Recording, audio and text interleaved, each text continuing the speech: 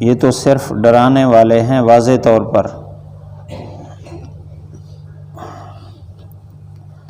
پچھلی آیت میں اللہ تعالیٰ نے اس امت کے غفلت میں پڑے لوگوں کو متنبہ فرمایا، والذین کذبوا بآیاتنا، فرمایا جو ہماری آیات کو جھٹلا رہے ہیں۔ آیات سے مراد احکام ہیں، یا سرے سے ایمان نہیں رکھتے، یا یہ ہے ایمان تو رکھتے ہیں لیکن عمل نہیں کرتے۔ سنستدرجہم، ہم ان کو مہلت دیے جا رہے ہیں، پکڑیں گے ان کو، من حیث لا یعلمون، ایسی جگہ سے جن کا ان کو پتہ ہی نہیں چلے گا۔ واملی لہم ان کیدی متین، میں ان کو مہلت دیے جا رہا ہوں اور میری تدبیر بڑی مضبوط ہے۔ یہ اولاً خطاب مشرکین کفار کو ہے، تنبیہ ان کے لیے ہے۔ ضمناً غافل ایمان والے بھی اس میں شامل ہیں۔ اولم یتفکروا، مشرکین حضور صلی اللہ علیہ وسلم پر مختلف قسم کے الزامات لگاتے تھے، عیوب لگاتے تھے۔ اللہ تعالیٰ نے ان عیوب کا رد فرمایا مختلف جگہ پر۔ یہاں فرمایا غور فکر نہیں کرتے، ما بصاحبکم من جنہ، کہ ان کے ساتھی کو جنون نہیں ہے۔ دوسری جگہ اللہ تعالیٰ نے فرمایا وما صاحبکم بمجنون، کہ آپ کا ساتھی مجنون نہیں ہے۔ اسی طرح جادوگری کی نفی کی ہے، رہبانیت کی نفی کی ہے۔ جس قسم کے عیب لگائے سورۃ قلم کے اندر اللہ تعالیٰ نے ہر ایک عیب کا الگ الگ رد فرمایا، اور پھر عیب لگانے والوں پر بڑی سخت وعید کا اظہار فرمایا۔ وہ عیب اس لیے لگاتے تھے کہ وہ اپنے آپ کو بہت زیادہ عقل مند، بہت بلند سوچ والا اور بڑے فصیح اور بلیغ عربی سمجھتے تھے۔ جب آپ صلی اللہ علیہ وسلم ان کو احکام سناتے آخرت کے، مرنے کے بعد کے، تو ان کی عقل میں یہ بات نہیں آتی تھی، تو وہ یہ کہتے تھے کہ یہ کیسی باتیں کرتے ہیں، جو عقل کے خلاف باتیں ہوں وہ تو پاگل پن ہوتا ہے، جنون ہوتا ہے۔ اسی طرح وہ قرآن مجید کو جب سنتے تو اپنی فصاحت اور بلاغت کے سامنے، ان کی فصاحت بلاغت قرآن کے سامنے کوئی حیثیت نہیں رکھتی تھی۔ پھر وہ کہتے کہ یہ لگتا ہے یہ شاعر ہیں یا ساحر ہیں، اس طرح کے الزامات لگاتے۔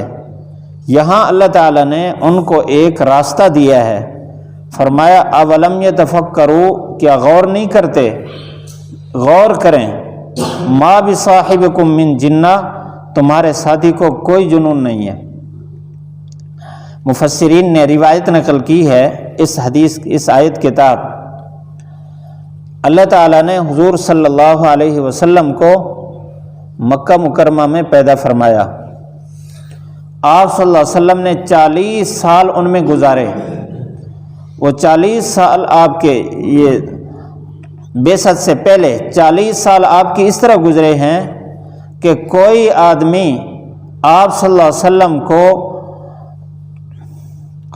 ساحر، مجنون، اور اسی طرح آپ صلی اللہ علیہ وسلم کی ذات میں، آپ کے معاملات میں کسی طرح کا کوئی عیب نہیں پاتا۔ اس لیے فرمایا ما بصاحبکم، صاحب صحبت سے ہے، یعنی تم نے 40 سال ان کے ساتھ گزارے۔ اب 40 سال جب ساتھ گزارے، آدمی کا تو ایک ہی سفر میں پتہ چل جاتا ہے کہ یہ کس ذہن کا بندہ ہے، اور ایک بول سے پتہ چل جاتا ہے کہ ان کی ذہانت کتنا ہے۔ تو 40 سال انہوں نے آپ صلی اللہ علیہ وسلم کو سب سے بڑا عقل مند، سب سے بڑا امین، سب سے بڑا صادق، سچا انہوں نے یقین کیا۔ پورے معاشرے میں کوئی بندہ بھی آپ صلی اللہ علیہ وسلم کے کردار میں کسی طرح کا کوئی عیب گمان بھی نہیں کر سکتا تھا۔ اسی معاشرے کے یہی لوگ جب 40 سال کے بعد آپ صلی اللہ علیہ وسلم نے اعلان نبوت فرمایا تو فوراً انہوں نے کہا کہ یہ تو شاعر ہے، یہ تو جادوگر ہے اور یہ تو مجنون ہے، اس طرح کی بات فرمائی۔ تو اللہ تعالیٰ نے یہاں ان کو گویا کہ آپ صلی اللہ علیہ وسلم کی 40 سالہ زندگی سامنے رکھی کہ اس میں غور کریں، ما بصاحبکم من جنہ، کہ آپ کے صاحب کو کوئی جنون نہیں۔ اسی طرح آپ صلی اللہ علیہ وسلم کی جو یہ گفتگو، آپ کا جو قرآن ہے، یہ ان کی عقل سے ماورا اس لیے ہے کہ اس میں آخرت کی باتیں ہیں، مستقبل کی باتیں ہیں۔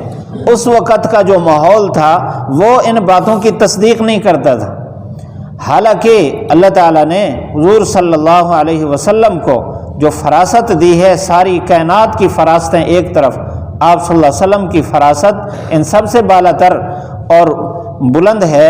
آپ صلی اللہ علیہ وسلم کو اللہ تعالیٰ نے آپ کی تصدیق میں یہ بات فرما دی، وما ينطق عن الهوى ان هو الا وحی یوحى، آپ تو اپنی سوچ سے، اپنے فیصلے سے بات ہی نہیں کرتے، اللہ تعالیٰ کے فیصلے سے اور اللہ کے احکام کو آگے منتقل کرتے ہیں۔ اور اللہ تعالیٰ تو وہ ذات ہے جو ہر چیز کی ساری حکمتوں کو جانتا ہے، اس لیے اللہ تعالیٰ نے دنیا کی ساری حکمتوں کو، آپ کے جتنے احکام تھے قیامت تک آنے والے، ان کی ساری حکمتوں کو اللہ تعالیٰ جانتا ہے۔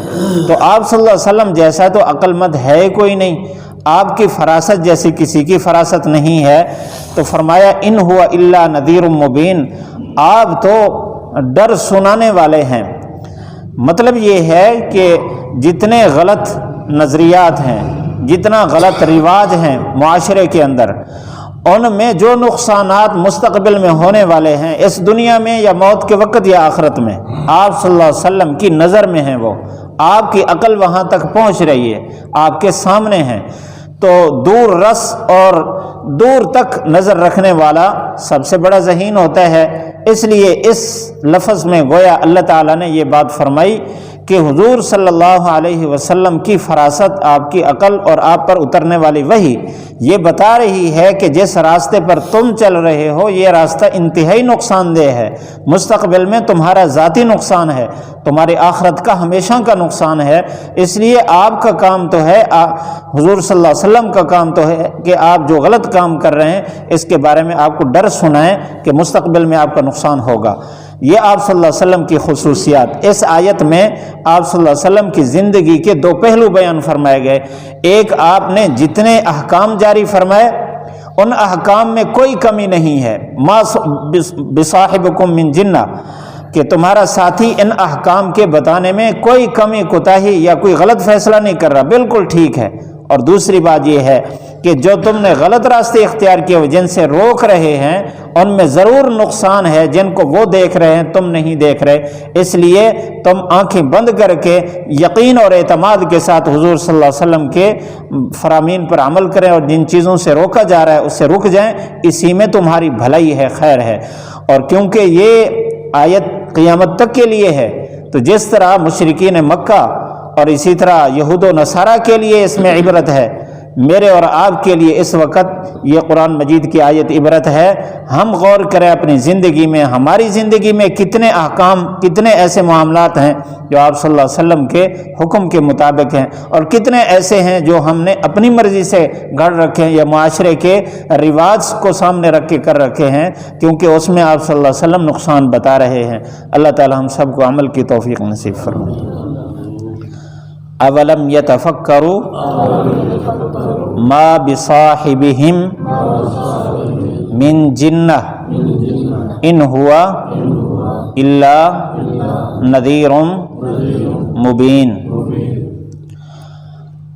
اولم یتفکروا، کیا یہ فکر غور نہیں کرتے، ما بصاحبہم، ان کے ساتھی کو، من جنہ، کوئی جنون نہیں ہے، ان ہوا، نہیں ہے وہ، الا، مگر، نذیر، ڈر سنانے والے، مبین، واضح واضح۔